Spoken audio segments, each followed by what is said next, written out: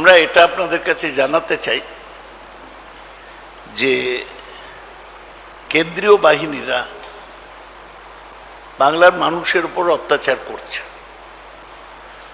তাদের ব্যবহারে সাধারণ ভোটাররা ভয় পেয়ে যাচ্ছে। সব জায়গায়, দক্ষিণবঙ্গ থেকে উত্তরবঙ্গ, ওদের এই রুট মার্চ অমুক তমুকের মাধ্যমে ওরা যেখানে সেখানে লোককে লাঠি দিয়ে মারছে, ভয় দেখাচ্ছে। যদি ইলেকশন কমিশন এটাকে রিস্ট্রেন না করতে পারে তাহলে আমাদের আন্দোলনের রাস্তায় যেতে হবে ইলেকশন কমিশনে।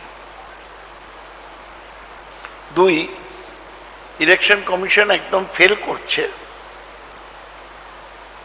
ইভিএম মেশিন খারাপ হয়ে যাচ্ছে, কালকেও হয়েছে। কাল থেকে 326টা ঘটনা ঘটেছে ইভিএম এবং অন্যান্য গন্ডগোল নিয়ে, এবং সেন্ট্রাল ফোর্স হিংসাকে নিয়ন্ত্রণ করতে পারছে না। আমরা এর তীব্র নিন্দা করছি। আমরা বলতে চাই যে আপনারা খবর পেয়েছেন যে নির্বাচন কমিশনের ব্যর্থতা কোন স্তর অবধি। আসামে করিমগঞ্জে অশান্তি সৃষ্টি হয়েছে। করিমগঞ্জে সিটটার নাম হচ্ছে রাতাবাড়ি। সেখানে বিজেপির প্রার্থী তথা বিধায়কের গাড়িতে ইভিএম মেশিন নিয়ে যাওয়া হয়েছে। বিজেপি প্রার্থীর আত্মীয়র নামে এই গাড়ির রেজিস্ট্রেশন রয়েছে। কেন সেই গাড়ি ব্যবহার করেছে ইলেকশন কমিশন? ওরা অবশ্য এখন ওদের ভুল স্বীকার করে নিয়েছে। এই হচ্ছে এফিশিয়েন্ট ইলেকশন কমিশন। বিজেপি প্রার্থীর গাড়িতে ইভিএম নিয়ে যাচ্ছে।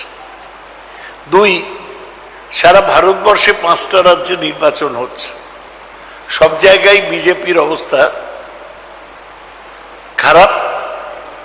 এবং আপনারা জানেন তামিলনাড়ুতে ডিএমকে প্রধান এমকে স্ট্যালিনের মেয়ে এবং জামাইয়ের বাড়িতে আয়কর আধিকারিকরা হানা দিয়েছে। রাজনৈতিক প্রতিশোধ নেবার জন্য মরিয়া হয়ে গেছে বিজেপি। ওরা পরিবারতন্ত্রের জন্য স্ট্যালিনকে আক্রমণ করে না, ভুলে যান অধিকারী পরিবারের কথা। আমরা এর তীব্র নিন্দা করছি। 3,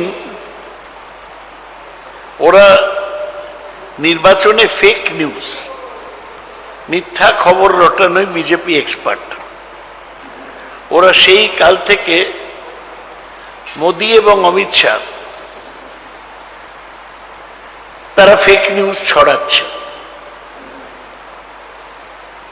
প্রধানমন্ত্রী এবং স্বরাষ্ট্রমন্ত্রী তারা নন্দীগ্রামের ব্যাপারে মিথ্যা খবর ছড়িয়েছে। ওরা এটাও ছড়িয়েছে সোশ্যাল মিডিয়ায় যে প্রশান্ত কিশোর আর আইপ্যাক নাকি ছেড়ে চলে যাচ্ছে। ওরা বেপরোয়া। এই বিজেপি সেই পার্টি যারা এর আগে মিথ্যে খবর রটিয়েছিল চাকরি দেবার ব্যাপারে, বেকারি কমানোর ব্যাপারে, প্রত্যেকের অ্যাকাউন্টে 15 লাখ জমা দেবার ব্যাপারে। অমিত শাহ বিজেপির মোটা ভাই, তার সব নির্বাচনের ভবিষ্যৎবাণী ভুল হয়। দিল্লিতে দেখা গিয়েছে যে দুবার 2015 এবং 2020-তে ও নির্বাচনের ভবিষ্যৎবাণী ভুল প্রমাণ হয়েছে। বিজেপি 2 অক্ষরে যেতে পারেনি, 2 সংখ্যায় যেতে পারেনি। আমরা জানি যে এই পূর্বাভাস বিশ্বাস করার কোনো কারণ নেই। শেষে আমরা বলতে চাই যে আমাদের রিপোর্ট বলছে, বুথ রিপোর্ট, কর্মীদের রিপোর্ট, আভ্যন্তরীণ মূল্যায়ন, যে প্রথম দুটো ফেজে তৃণমূল কংগ্রেস খুব ভালো ফল করবে, আর মমতা বন্দ্যোপাধ্যায় নন্দীগ্রামে জিতে গিয়েছেন। ওটা মোদি বলছে যে নন্দীগ্রামে হারবে, তার কারণ মোদি মিথ্যে কথার ব্যাপারী। আমরা বলছি যে আমরা আমাদের খবর অনুযায়ী লড়ছি। আজকে মমতা কুচবিহার পৌঁছেছেন, এতদিন শুধু নন্দীগ্রামে লড়েছেন। আর নরেন্দ্র মোদী আর অমিত শাহ ওরা হচ্ছে পশ্চিমবাংলার ডেলি প্যাসেঞ্জার, ওদের কাজ হচ্ছে এখানে এসে মিথ্যা খবর, ভুয়ো খবর রটানো। আমরা এটা বলতে চেয়েছিলাম, এই ইলেকশন কমিশন তারা যে ব্যর্থ, করিমগঞ্জের ঘটনা আরেকবার এক্সপোজ করে দিল। যে পরিমাণ ইভিএম এর গন্ডগোল, যে পরিমাণ ইনসিডেন্ট, যে পরিমাণ ভায়োলেন্স হয়েছে, এই সবই আমাদের কাছে আই ওপেনার, চোখ খুলে দিয়েছে। এইটাই আপনাদের বলার ছিল, তাই তাড়াতাড়ি আপনাদের ডাকলাম। ঠিক আছে? হ্যাঁ, क्या?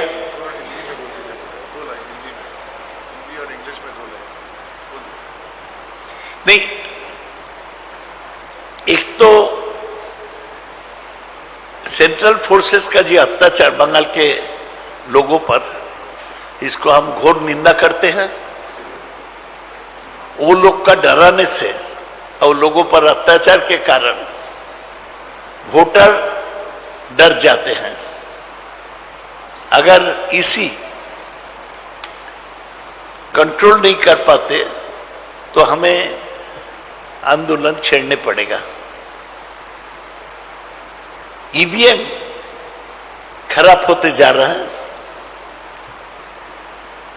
326 घटनाएं घटी है और इसमें हिंसा की घटना है। ईसीआई केंद्रीय बाहिनी, केंद्रीय फोर्सेस ये हिंसा की घटना कंट्रोल नहीं कर पाए हैं। इलेक्शन कमीशन कितना निकम्मा साबित हुआ। असम का करीमगंज में जो राटाबाड़ी एससी में जो ईवीएम एक बीजेपी का कैंडिडेट का गाड़ी में लिया जाता, इसको बारे में आपको पता चला। चुनाव आयोग इसके लिए अपना दोष स्वीकार कर लिया।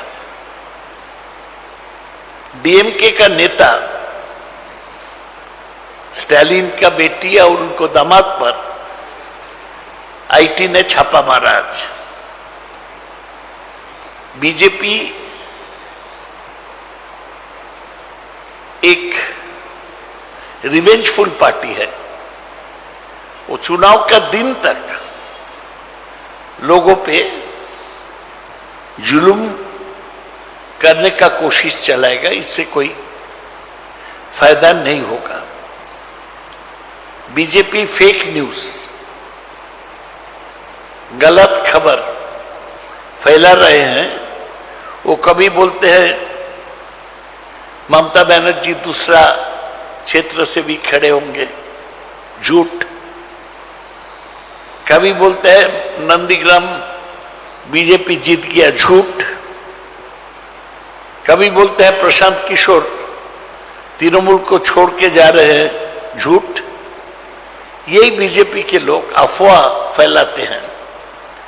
ये लोग बताए थे कि वो 2 करोड़ नौकरी देगा साल में और हर अकाउंट में 15 लाख रुपया देगा। ये आप लोग का याद होगा कि अमित शाह का जो भविष्यवाणी है, इलेक्शन प्रिडिक्शन, बराबर गलत होता है। दिल्ली के बारे में 2 बार उनका प्रिडिक्शन गलत हुआ। राजस्थान के बारे में, छत्तीसगढ़ के बारे में, महाराष्ट्र के बारे में उसका प्रिडिक्शन गलत हुआ। मोटा भाई अमित शाह का कोई प्रिडिक्शन सही नहीं निकलता। और अंतिम में मैं बोलने चाहता हूं कि हमारा बूथ रिपोर्ट से, हमारा कर्मियों का रिपोर्ट से, हमारा अपना असेसमेंट से फेज 1 फेज 2 बहुत अच्छा रिजल्ट निकला और नंदीग्राम हमने जीत लिया है। यही सब बातें आपको कहना था। आप लोग ये शॉर्ट नोटिस में आए, इसलिए आपको शुक्रिया।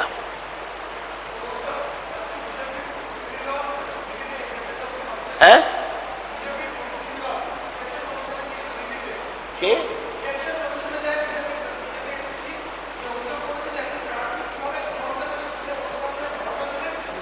কথা বুঝতে পারছি। বলছি দাদা বিজেপি দিল্লিতে ডেলিগেশন পাঠিয়েছে কমপ্লেনিং এর একটা প্রার্থী কিভাবে ওখানে গিয়ে বসলো 2 ঘন্টার জন্য। দিল্লিতে ওদের আজকে একটা ও ডেলিগেশন। তো ফালতু কথা, ফালতু কথা। কোন প্রার্থী বসেছে না বসেছে সেটা দেখার দায়িত্ব বিজেপির নয়, ইলেকশন কমিশনের নয়। একটা বুথে পুরো দায়িত্ব হচ্ছে প্রিসাইডিং অফিসারের। সে প্রিসাইডিং অফিসার মনে করেছে তাকে বসতে দিয়েছে, প্রার্থী মনে করেছে সে বসেছে। এর মধ্যে ইলেকশন কমিশনে বিজেপির মূর্খরা যাবে কেন? বলুন আর কিছু।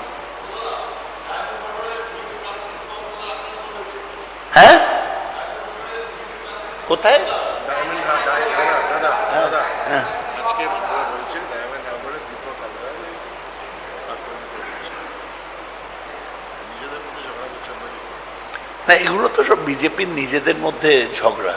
দীপক হালদার তো সদ্য আমাদের পার্টি ছেড়ে গিয়েছে, বিশ্বাসঘাতকতা করেছে।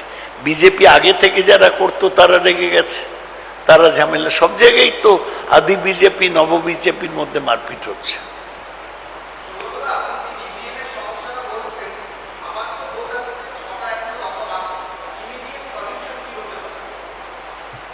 ওরা আবার চেক করুক।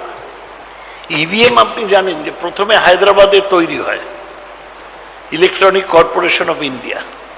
তার 3 লেভেলে চেকিং হয়। চেকিং হবার পর স্টেটে আসে, তারপর কনস্টিটিউয়েন্ট জেলায় আসে, তারপর কনস্টিটিউয়েন্ট। প্রত্যেক স্টেজে চেকিং বাড়াতে হবে। কেন ম্যালফাংশনিং ইভিএম পোলিং বুথে যাবে? কি অশান্তি হয় একটা ইভিএম খারাপ হয়ে গেলে। চলো, থ্যাংক ইউ।